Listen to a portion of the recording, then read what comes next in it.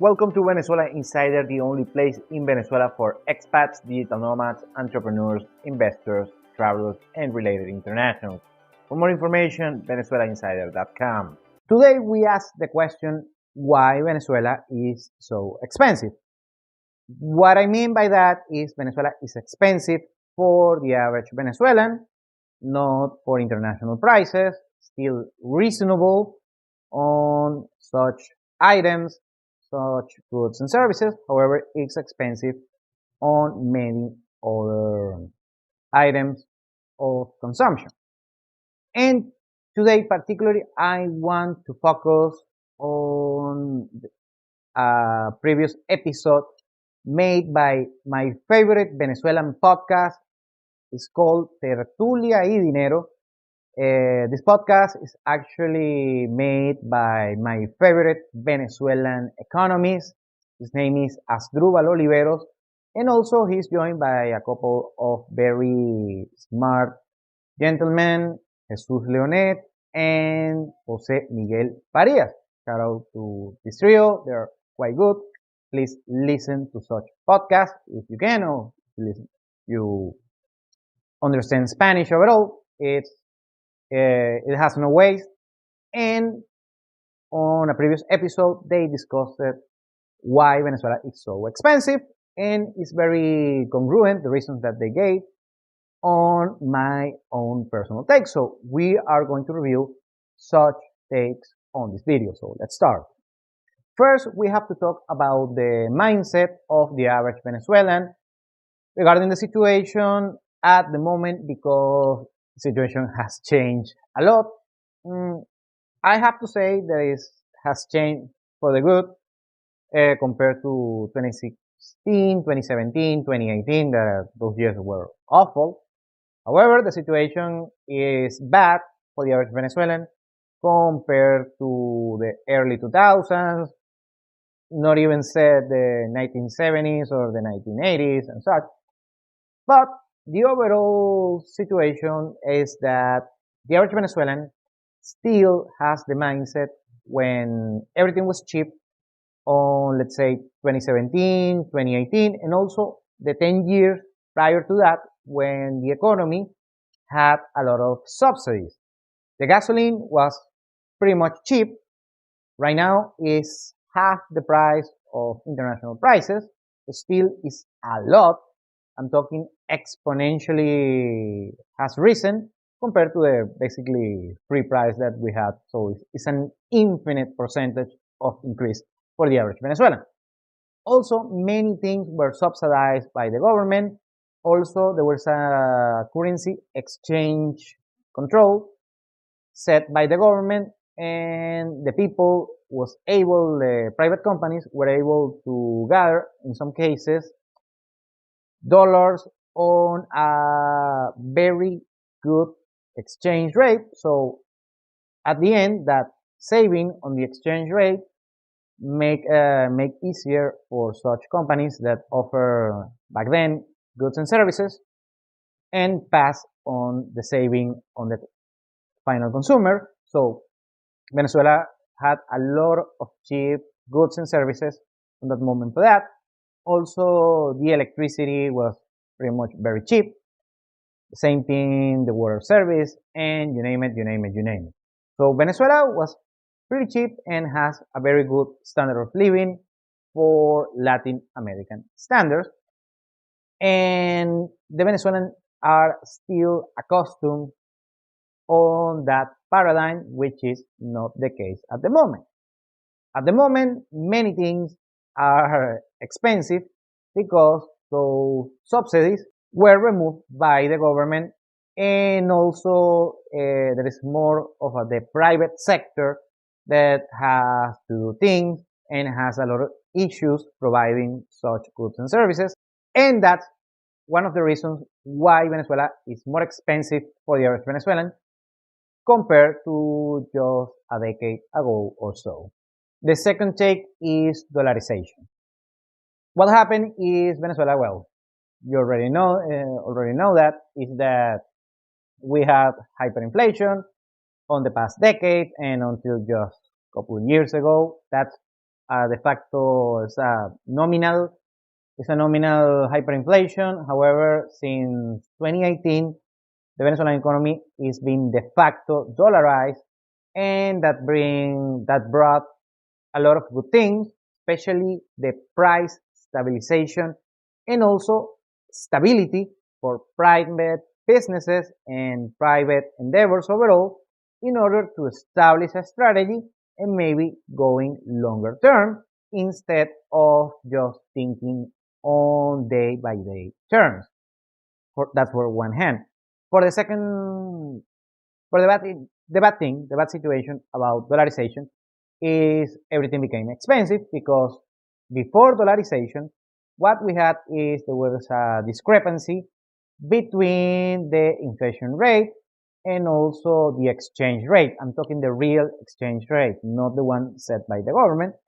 So on this discrepancy, on this spread, you might find some opportunities to do arbitrage that right now is being eliminated. So you have to pay full price for everything. And also, since the country has been becoming more expensive, that's a vicious cycle. And I'm talking inflation denominated on USDs that is high.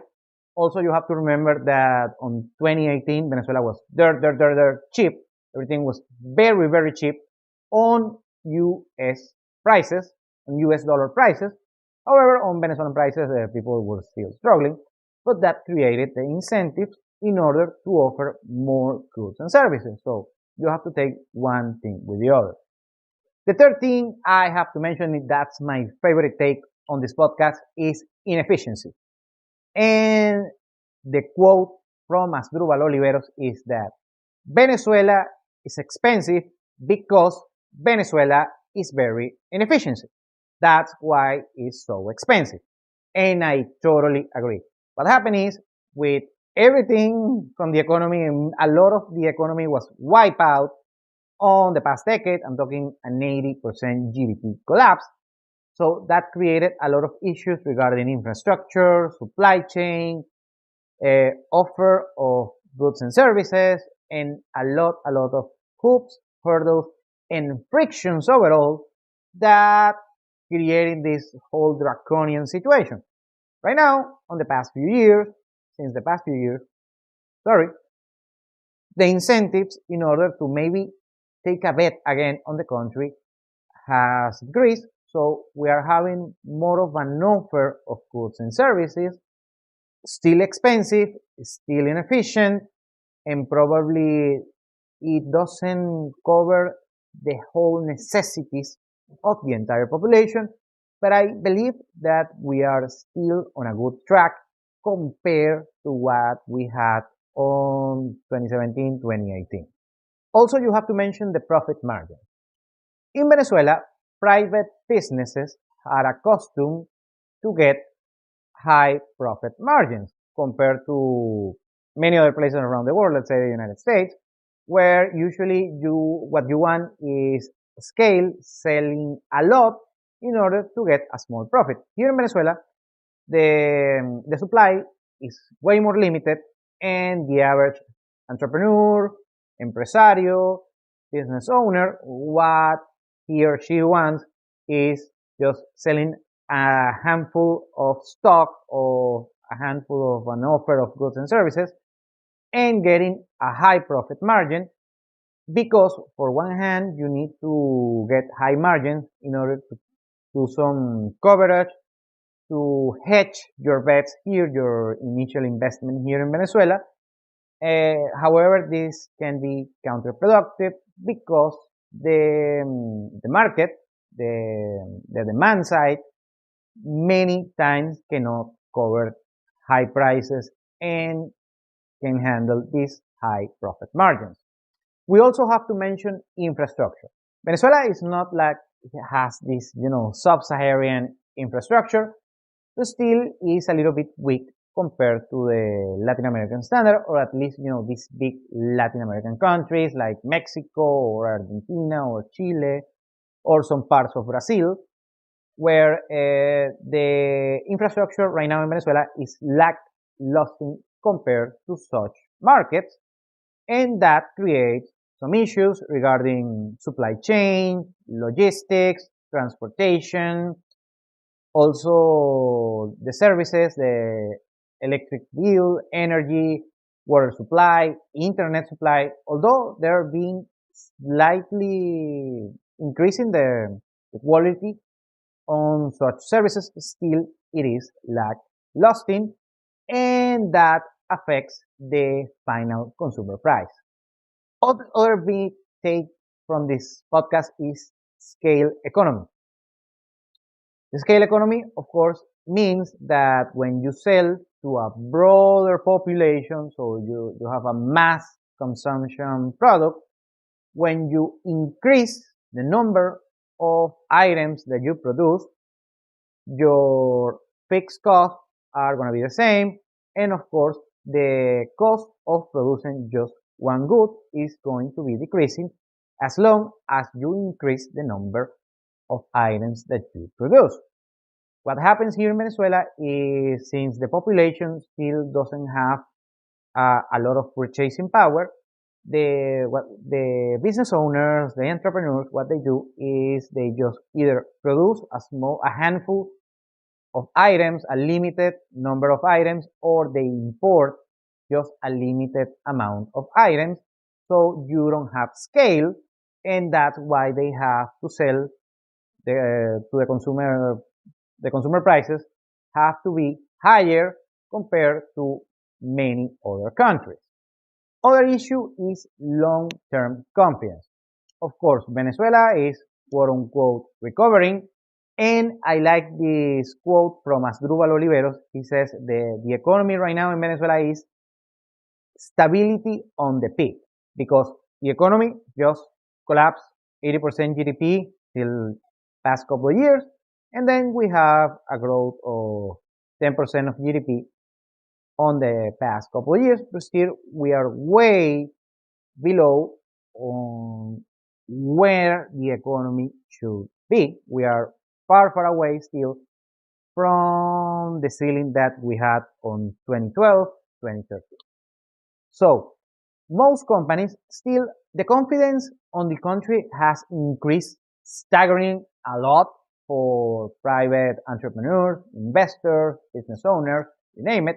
However, there is still some distrust on the country, and one of the results is that most of these companies establish short-term strategies instead of long-term strategies. That causes the cost of production, of supply, of services go higher, because they want to recoup the initial investment as fast as they can, instead of establishing a good long-term strategy. Now let's ask the question, what is cheap in Venezuela at the moment? And actually there is a bunch of things, very important things, that are still cheap in Venezuela. Public services. The electricity bill is pretty much free or just a small pay. Still with the water bill, pretty much free or very low. Also, gas prices, the gasoline is still cheap here in Venezuela. It's not free like a few years ago, but still is half a price compared to international standards. And also, public transportation here in Venezuela is very cheap compared to, let's say, the rest of Latin America. And also, you can use ride sharing services like Uber here in Venezuela. Of course, we have other companies that do the same thing as Uber and Lyft and such. And those services are very cheap here. $2, $3, $5, depending on the distance and such. But still, we have many cheap things in Venezuela. And also, you have to mention housing. If you do the proper planning and the proper budgeting, you can get cheap housing here in Venezuela, a fraction of a price compared to not some economies on the developed world, but also compared to other major cities in Latin America as well. Thank you for watching Venezuela Insider. Please like, share, and subscribe. Follow us on social media. If you want to work with us, VenezuelaInsider.com. Thanks again and have a nice day.